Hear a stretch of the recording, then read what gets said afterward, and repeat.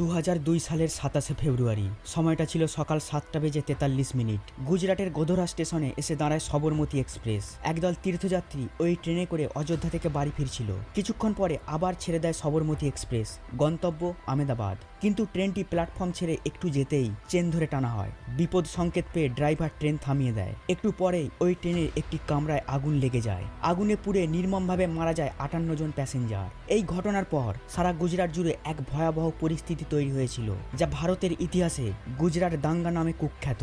1000-এরও বেশি মানুষ এই দাঙ্গার বলি হয়েছিল। লাঞ্ছিত হয়েছিল শত শত মহিলা, ধ্বংস করা হয়েছিল অসংখ্য বাড়িঘর আর দোকানপাট। ভূমিকা থেকে এটুকু বোঝা গেছে যে গোধরা স্টেশনের কাছে সবরমতী এক্সপ্রেসে আগুন লাগে, আগুনে পুড়ে কয়েকজন মারাও যায়, আর তারপরেই শুরু হয় দাঙ্গা। কিন্তু